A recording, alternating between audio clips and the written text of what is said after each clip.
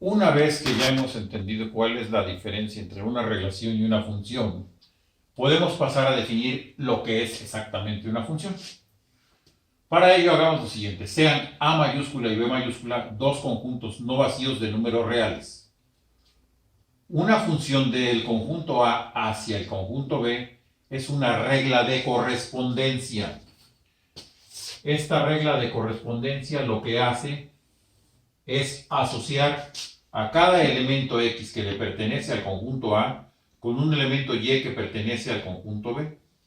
El conjunto A será entonces el dominio de la función y el conjunto B será el contradominio de la función. Es decir, el conjunto A es el conjunto de partida, el conjunto B es el conjunto de llegada.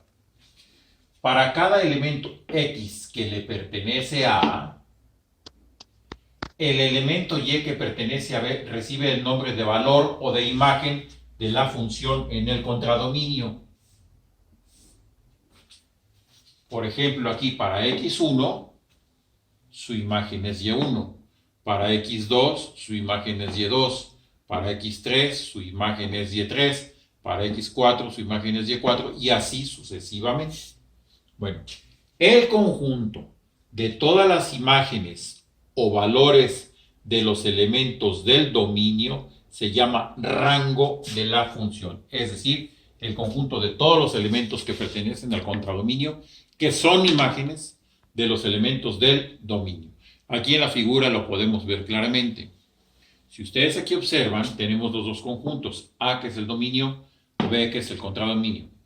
Tenemos elementos X que le pertenecen a A y elementos Y que le pertenecen a B. Ya vimos cómo están asociados uno a uno. Sin embargo, hay elementos que no intervienen en la función, que pertenecen al conjunto, pero no pertenecen a la función. Lo mismo acá. Entonces,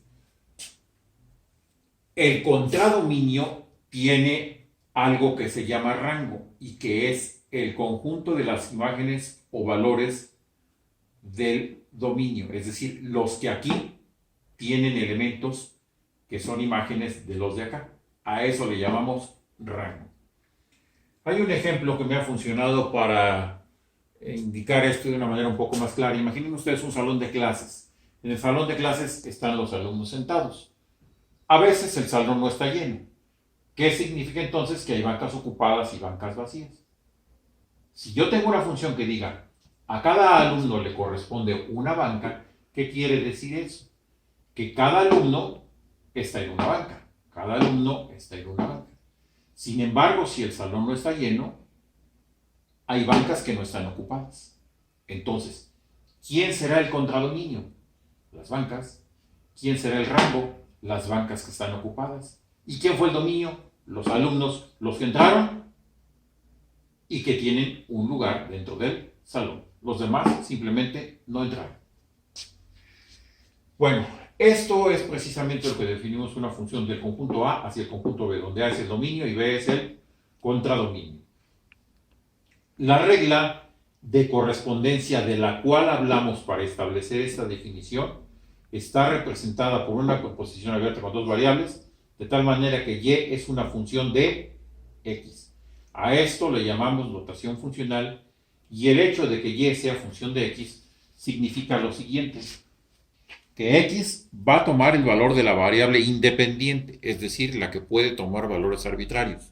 Se llama también argumento. Y Y va a tomar su valor dependiendo de lo que valga X, es decir, va a ser la función.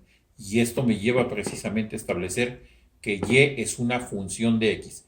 Y depende de lo que valga X. En otras palabras, los elementos del rango están definidos por la regla de correspondencia que se aplica a los elementos del dominio. Este, pues, es el concepto de función y aquí debemos distinguir claramente quién es el dominio, quién es el contradominio, quién es el rango y quién es la regla de correspondencia.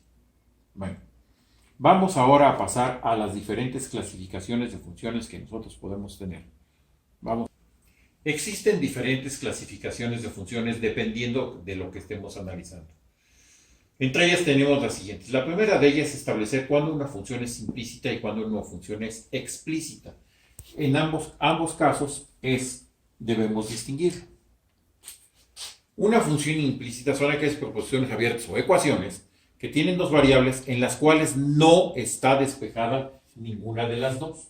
Es decir, es una proposición en la que podemos despejar alguna de las variables en función de la otra. Y la función explícita, por el contrario, es aquella en la que una variable sí está despejada en función de la otra. Pongamos un ejemplo, dos columnas, una implícitas, las otras explícitas. Yo tengo, por ejemplo, aquí 3x más y igual a 5. Una proposición con dos variables de primer grado. Si yo despejo aquí de esta, obtengo y igual f de x. ¿Por qué f de x? Porque al poner una en función de la otra, yo tengo una función. Menos 3x más 5, yo despejé de aquí. La siguiente, x cuadrado menos y igual a 6. Despejando obtengo y igual x cuadrado de menos 6. La siguiente, x por y igual a 4, donde y es igual a 4 sobre x. Como ustedes pueden ver en estos tres primeros ejemplos, fácilmente pudimos pasar de una función implícita a una función explícita. Pero no todo es así. Por ejemplo, aquí x cuadrada más y cuadrada igual a 9, que es la ecuación de una circunferencia con centro en el origen y radio igual a 3. Si yo despejo y, obtengo que la raíz va a tener un valor positivo y otro valor negativo. Recuerden que toda raíz de índice par tiene doble signo. Por lo tanto, para cada valor de x me corresponden dos valores de y eso no es una función. Entonces, aquí, a pesar de haber podido despejar, lo que me resultó no es una función explícita, es una relación. Otro ejemplo puede ser este. Aquí, si ustedes observan, aparecen x y pues combinadas con diferentes potencias.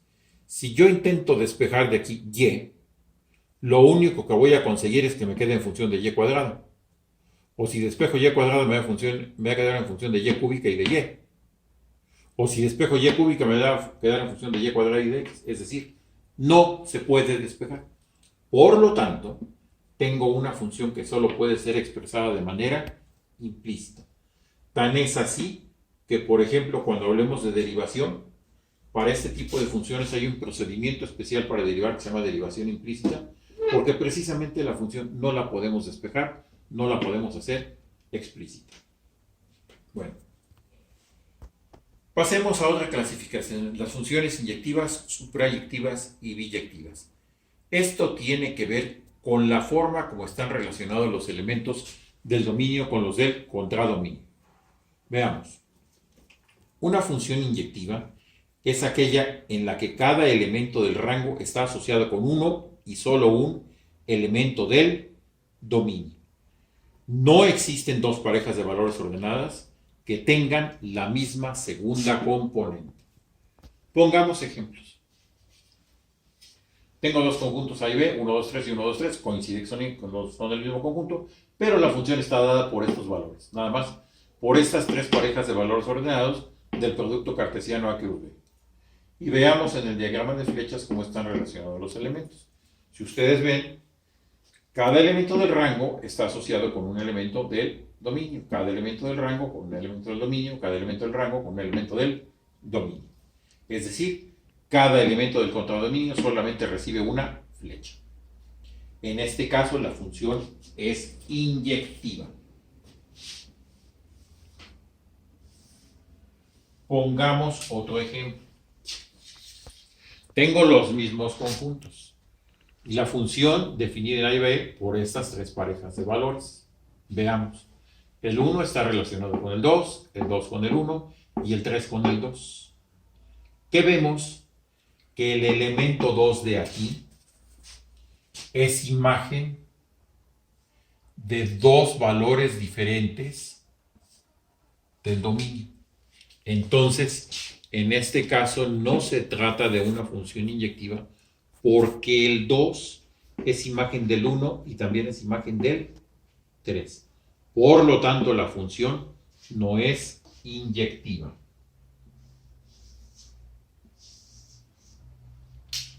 Pongamos otro ejemplo. La función dada por el conjunto de parejas ordenadas de números reales, donde y es igual a x menos 1.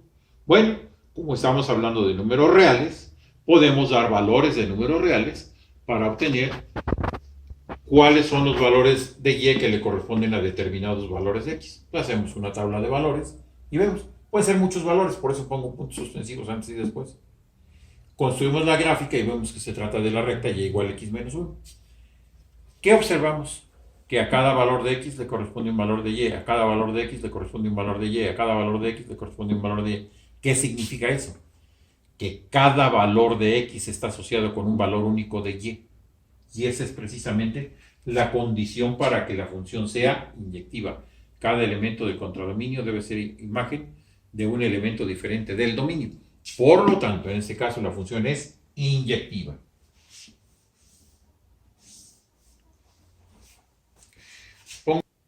Aquí tenemos que la función está dada por el conjunto de parejas ordenadas de números reales, en donde y es igual a x cuadrado. Damos valores y obtenemos esta gráfica. Como pueden recordar, pues esta es la gráfica de una parábola. Sin embargo, veamos que para valores diferentes del dominio, menos 2, menos 1, 1, 2, existe un solo valor en el contradominio.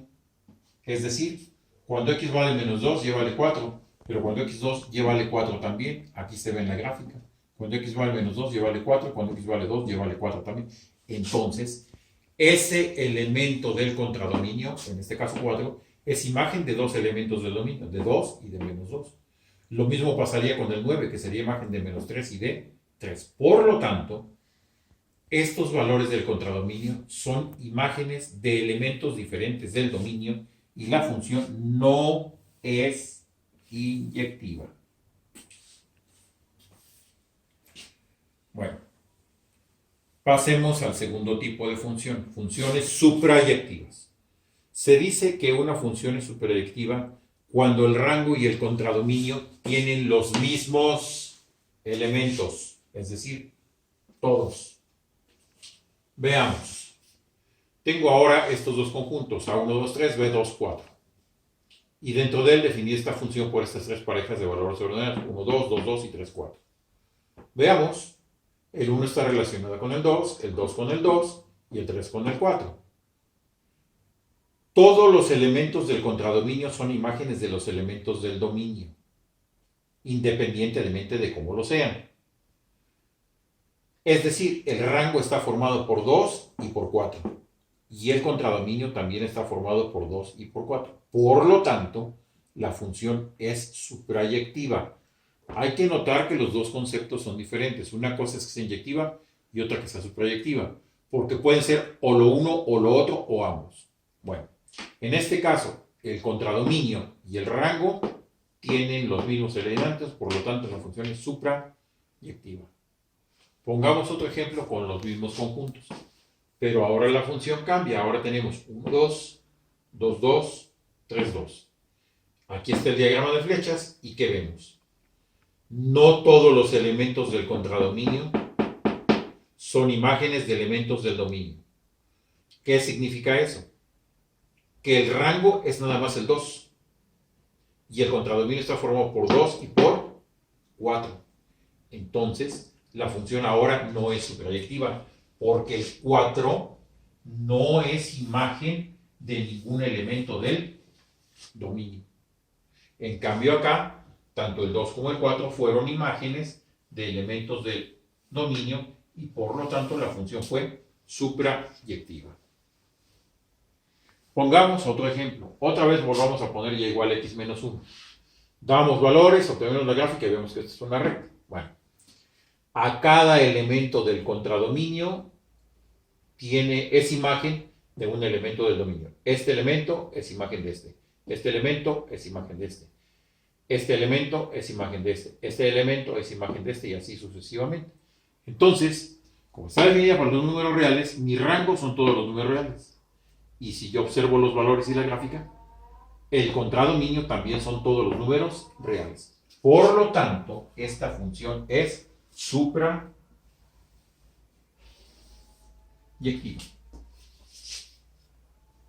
Un ejemplo más. Usemos otra vez y igual a x cuadrada, definida para los números reales. Damos valores y obtenemos la gráfica y es la parábola. Pero vamos a apreciar aquí lo siguiente.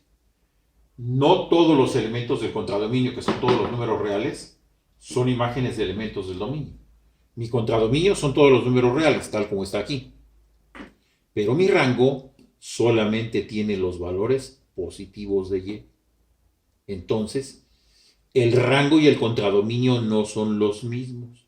Por lo tanto, la función no es suprayectiva.